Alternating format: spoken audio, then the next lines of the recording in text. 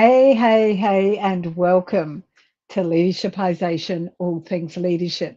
I was speaking to a client recently, someone who's a leader, and what they said to me was this. They said, look, I don't know, Beth. I don't know, but it seems that I'm getting more and more involved again with my team. And I thought I'd moved past that. I feel like I'm micromanaging them all over again, and I hate it. I don't want to be doing that. And the really interesting thing was this: nothing had actually gone wrong. Nothing had gone wrong. The team was capable, the plan was pretty solid. However, things had become a little unclear. The work had become a little messy.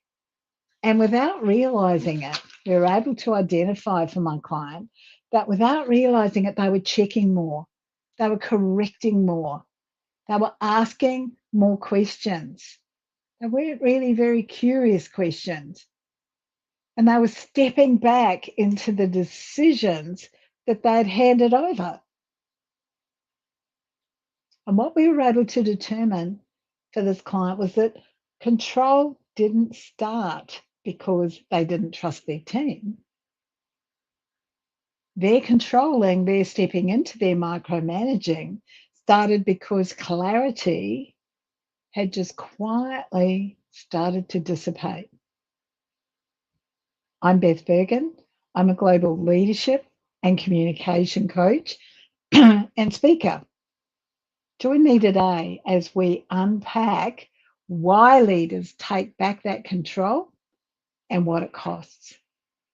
I've got 5 talking points and 2 powerful tools to share with you that I know you can implement straight away, and some reflection questions. Let's look at the first talking point. Our brain hates ambiguity, and leaders react to that. Our brain hates ambiguity. Look, our brain, and we could do a whole nother session about how awesome our brain is. But basically, our brain defaults to what it knows best. It defaults to keeping us safe. And ambiguity actually increases that cognitive load. So it's much more likely just to return to where it was. So when we have unclear expectations, when that's what our brain is perceiving, we activate that kind of threat response. We activate that part of us that goes, oh, okay, I want to go back to what I know. And when there are no clear outcomes for our team to achieve, that kind of leads us to a little bit of concern. And then we start to get really testy, and it can come into full-blown anxiety. And that's why we often return to that control, because that's safe. It soothes, it soothes that anxiety. Yeah, it soothes the anxiety. So that whole micromanagement thing might just be a nervous system response. It's our brain wanting to keep us safe. It's a nervous system response. Much rather that, and let's accept that it's not actually a character flaw. It's a response to what's going on. And this is one of the ways, this micromanaging and stepping back into that control is one of the ways that we cope. Our brain returns us to what it knows. It's also one of the ways that we sabotage ourselves, but that is also a whole new conversation for another time. So, point 2, control. Control for many of us feels safer than actually trusting that ambiguity. We're not quite sure what's going on. And clarity can be equated to the competence that people demonstrate. When there's no clarity, then potentially there's no competence. And so, as a leader, what we do is step in to restore one or both of those. We want to restore the clarity or we want to restore the competence, because clarity brings competence. Yeah. Now, what's really difficult for many of us is that it takes a real emotional tolerance to sit with ambiguity. But the reality is, it doesn't matter what role we play in an organization, whether we're the leader, whether we're the leader of the whole organization, whether we're leading a team, whatever it might be, whatever our role might be, we're never going to eliminate ambiguity completely. And that's okay, because one of the important leadership intelligence tools is that the higher your tolerance is, the easier it is for you to clarify strategically what's going on. When you've got that strategic clarification, your tolerance is likely to be higher. Now, what many of us do is we shift to that control, to that micromanaging, rather than taking the time to do some of the things that we're going to talk about in these next 3 points. Yeah, we may have the self-awareness to understand, yeah, I'm just going to fix this. We don't then take that next step to actually saying, you know what, I'm going to actually get rid of as much of the ambiguity as I possibly can. So let's keep moving. Number 3, vague outcomes create reactive leadership. This is what I was just referring to. Like, this comes back to us in our leadership role. We actually have to be making sure that we've got serious, clear outcomes. Because if what we're saying is, do your best, that's not clarity. Keep me posted, that's not clarity. Let's aim for high quality, that's not clarity. But these are the kinds of statements that we use all the time. I'm sure you've used them. I certainly know that I have. But what we need to have as a leader, we need to have defined outcomes. We need to have clearly thought through the boundaries of decisions and what the decision rights are, who gets to make them. We've got to have worked out what our non-negotiables are. And we also have to clearly understand what are the intervention or escalation triggers. Because otherwise, you will default to that reactive correction and control. Otherwise, you will default to the reactive correction and control. Now, you might be sitting there going, no, I won't, no, I won't. Yes, you will.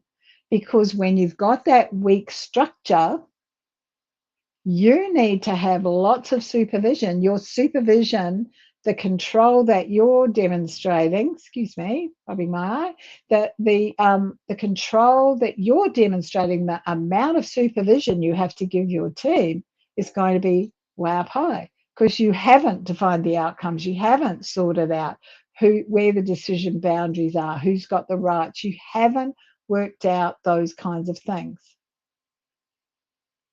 The 4th point for us to have a look at that flows naturally on from that is this. Defining decision rights, that decision rights are the most overlooked form of clarity in any team. This is where, there's huge muddle ups. Teams or individuals, if you're tasking an individual with something, but either the team or an individual, they need to know these things. They need to know what they can decide independently. Be really clear about that. They need to know what requires consultation. Be really clear about that. They need to know what requires your approval. Be really clear about that. Now, if you don't know, they don't know because you haven't told them. And if you've got the slightest bit of hesitation, so the higher your hesitation, the more obvious your hesitation becomes, go straight back into that controlling leadership because your hesitation spills out to them. So what you need is almost like a decision architecture. And when you have that decision architecture, there's not going to be that confusion about authority. Now, we've talked a lot about these kinds of things over the last few weeks. We talked, so you can go back and have a look at some of those leadershipizations, because they're really, we're heading on the same point here. And it's all about you as a leader. It's about your self-awareness.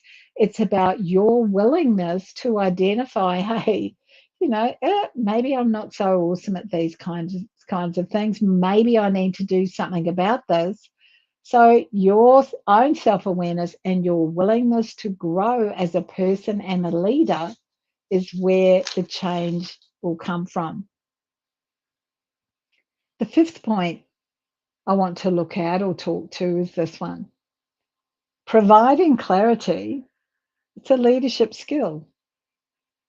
It's an important tool in your leadership intelligence toolbox.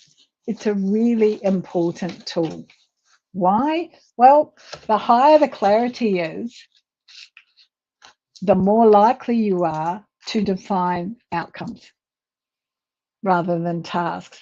The higher the clarity is, the more likely you are to establish some success metrics.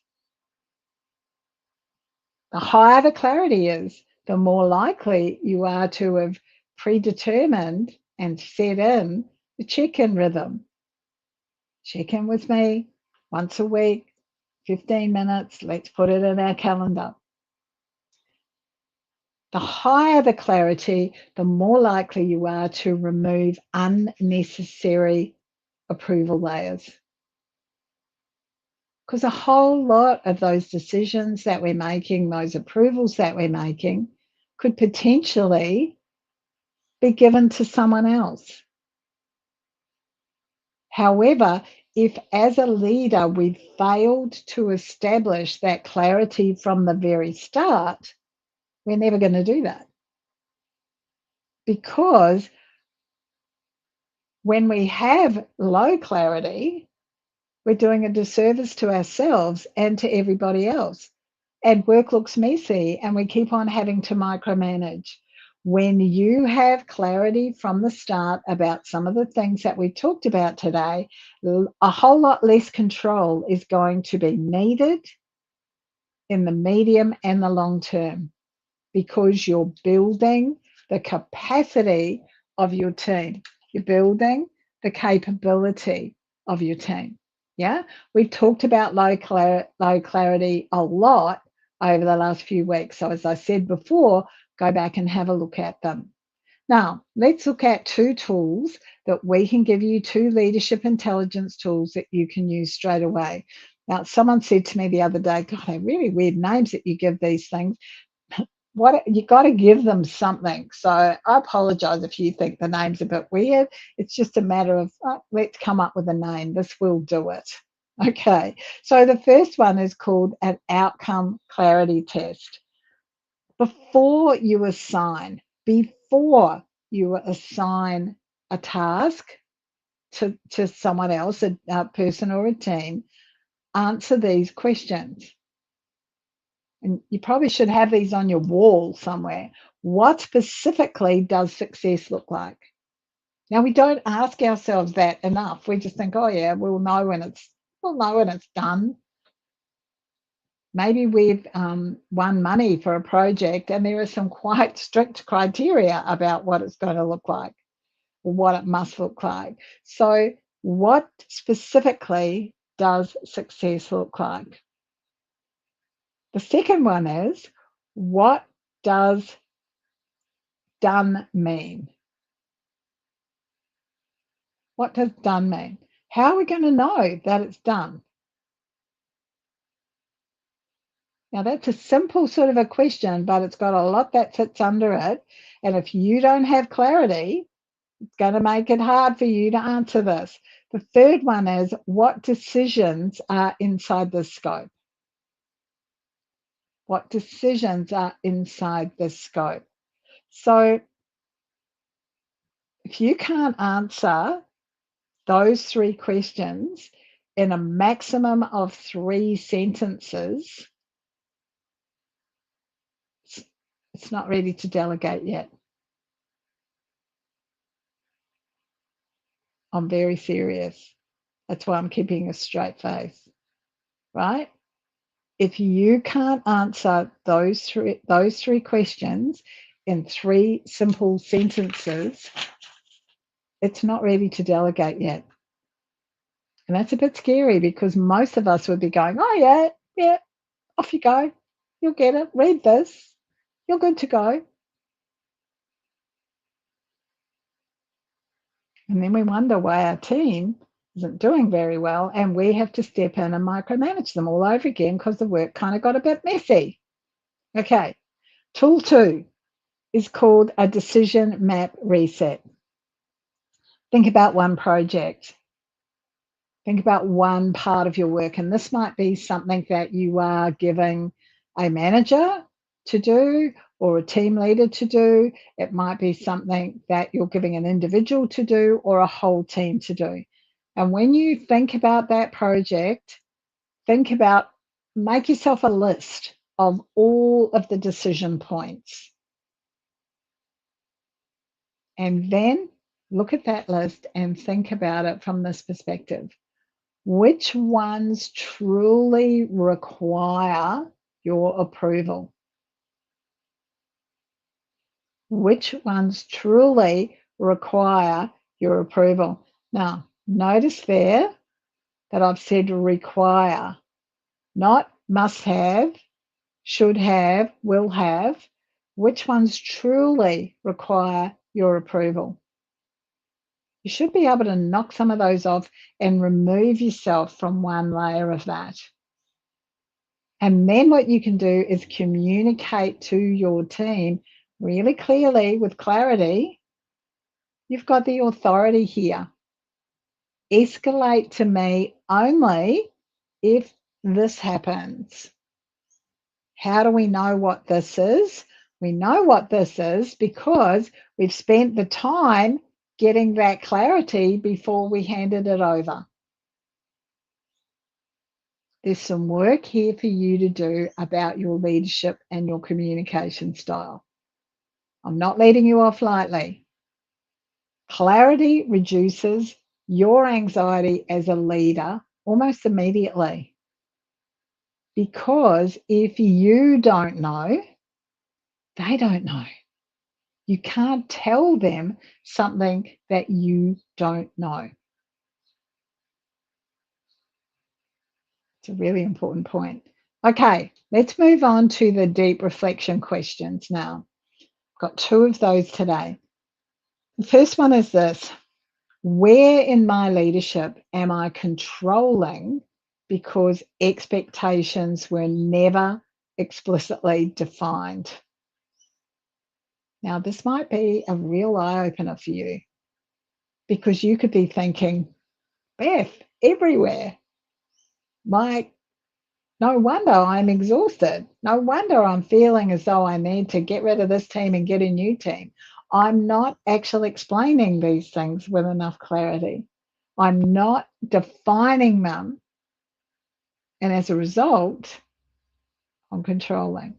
So really dig deep into that one. And as you know, ask the question, write down the answers, go away, come back to it. And what else? And what else? So that you can get closer to the truth. So where in my leadership am I controlling because expectations were never explicitly defined? The second question is this one: what part of uncertainty do I struggle to tolerate, and how does that show up in my behavior? Now, we talked before about having that emotional tolerance to ambiguity. So, this is a question that relates to that. What part of uncertainty or ambiguity do I struggle to tolerate? And how does that show up in my behavior? Might be that you come rushing in, that it's full of drama, that you um, shift and you get in there and you think, I'll do it myself. It would be easier. Yeah. Maybe what you do is you give them so much information that it's confusing for them. That's just as controlling, just controlling in a different way. So, what we're looking for here is for you to be honest and to build that self awareness. Yeah, that's what's really important here. So, what are our key takeaways? Well, control is a symptom of that ambiguity in the structure. It's not a personality thing. Yeah. No, it's, and the more you control, like it will get embedded, it will become part of who you are. But what we know is that there's a positive side to controlling behavior. And then there's the part where you overuse it and it absolutely sabotages you. So control is a symptom of that structural ambiguity, not personality. The higher the clarity, the lower the anxiety, and the lower the micromanagement. That's just a given. What a great takeaway.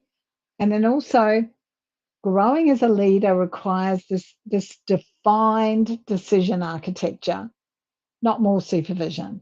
You don't need to be giving more and more and more supervision. They're great takeaways. But the real leadership question isn't, why isn't my team stepping up? It's actually, well, sometimes it's, where have I made clarity harder than it needs to be? And if that question is sitting with you after today, that's a useful place to begin a deeper leadership and communication question. It's a great place. And if you'd like to have a conversation about how to create more clarity, less control, and more capacity in your leadership, there's a link. It's in the chat on the platform that you're watching this in. There's a link for a call to me. And I'd really enjoy exploring that with you. So reach out if you need to. Thank you so much for being here today. If you've got questions or comments, please pop them on the platform that you're watching this on, and we will get back to you as soon as we can. If you're watching a replay, love it for you to put #replay. Thank you. I'll see you next week. Bye now.